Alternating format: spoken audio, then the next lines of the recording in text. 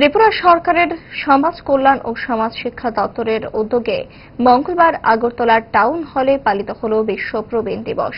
অনুষ্ঠানে প্রধান অতিথি হিসেবে উপস্থিত ছিলেন মন্ত্রী টিঙ্কু রায়, পাশাপাশি উপস্থিত ছিলেন আগরতলা পৌর নিগমের মেয়র দীপক মজুমদার, পশ্চিম ত্রিপুরার দায়িত্বপ্রাপ্ত সভাধিপতি বিশ্বজিৎ শীল সহ অন্যান্য বিশিষ্ট অতিথিবৃন্দ। প্রসঙ্গত, প্রতি বছর 1 অক্টোবর বিশ্ব প্রবীণ দিবস উদযাপিত হয়। তবে এবছর দুর্গাপূজার কারণে এবছর এ রাজ্যে অনুষ্ঠানটি মঙ্গলবার অনুষ্ঠিত হয়। অনুষ্ঠানে প্রবীণদের অভিজ্ঞতা, সমাজে তাদের ভূমিকা ও তাদের কল্যাণে সরকারের উদ্যোগ নিয়ে বিস্তারিত আলোচনা হয়।